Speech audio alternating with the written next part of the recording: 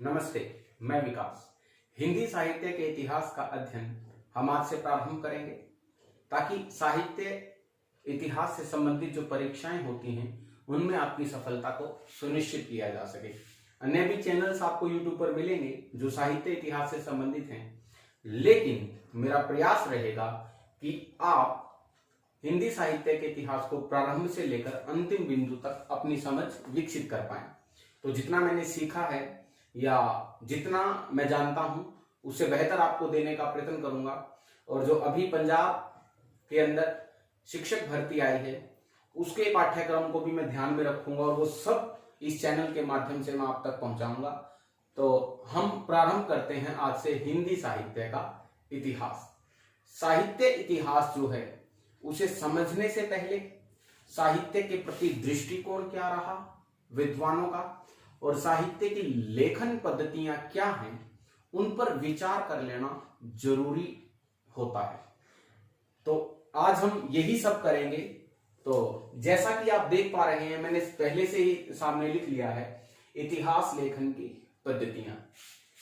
दो तरह के दृष्टिकोण हमें देखने को मिलते हैं, एक पाश्चात्य दृष्टिकोण जिसको आप पश्चिमी दृष्टिकोण बोल सकते हैं, और दूसरा लिखा भारतीय दृष्टिकोण जिसको आप हमारी जो इंडियन विद्वान थे या इंडियन राइटर्स थे उन्होंने दिया। तो ये दो तरह के दृष्टिकोण साहित्य के प्रति रहे। पाश्चात्य दृष्टिकोण यथार्थवादी और वस्तुपरक है। यथार्थ का अर्थ होता है सत्य, यानी कि वो सत्य और घटनाओं को आधार मानकर इतिहास लिखते रहे। और जो भारतीय दृष्टिकोण है वो आदर्श मूलक और अध्यात्मवादी रहा। आदर्श मूलक यानी कि हमने एक आइडियोलॉजी सेट की। हमारे जो पूर्व के नायक रहे हम उनकी पूजा में विश्वास करते थे और हम आदर्शों की बात करते रहे और हमने अपने इतिहास के अंदर आदर्श की बात की, आइडियोलॉजी की बात की। अब कुछ पद्धतियां दी गई हैं इन्हीं दृष्टिकोणों के आधार पर जिन्हें थोड़ा सा जान लेना आवश्यक है। इनमें से प्रश्न पूछा जा सकता है, पहले भी एक या दो बार इनमें से प्रश्न पूछे गए हैं। वर्णानुक्रम पद्धति सबसे पहले मैंने लिखी, यहां पर मैंने लिखा कोष्टक में, इसे वर्णमाला पद्धति भी कहते हैं। वर्णमाला पद्धति का प्रयोग गारसा दातासी और शिव सिंह सेंगर नामक दो विद्वानों ने किया। इस पद्धति में होता क्या है, वर्णों के आधार पर जो लेखक हैं या जो कवि हैं उनके जीवन चरित्र लिखे जाते हैं। मान लीजिए किसी का नाम क से है, जैसे कृष्ण बिहारी हम कहें तो क ख ग घ घ, इस तरह से वर्णों के हिसाब से पद्धति चलती है। इसे वर्णानुक्रम पद्धति कहते हैं। गारसा दातासी और शिव सिंह सेंगर ये दो विद्वान हैं जिन्होंने इस पद्धति का प्रयोग किया है। अगली पद्धति हम पढ़ते हैं कालानुक्रमी पद्धति। जो कालानुक्रमी पद्धति है इसका प्रयोग किया जॉर्ज ग्रियर्सन और मिश्र बंधुओं ने अपने जो इतिहास लेखन के ग्रंथ हैं उनको लिखने के लिए।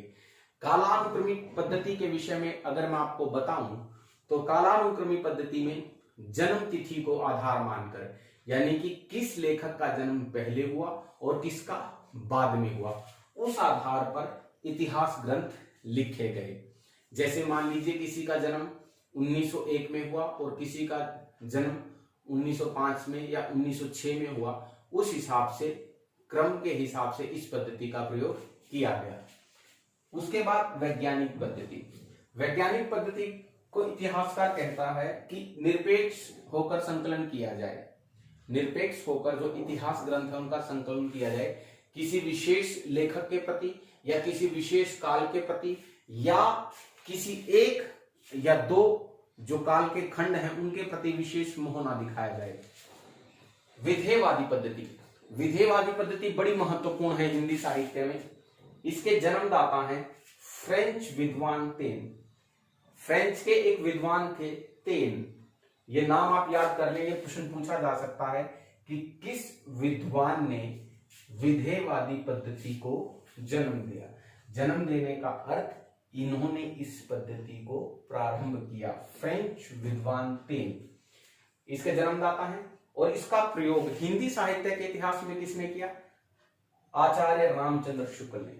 आचार्य रामचंद्र शुक्ल ने अपना जो साहित्य इतिहास का ग्रंथ लिखा वो विधेयवादी पद्धति के अनुसार लिखा।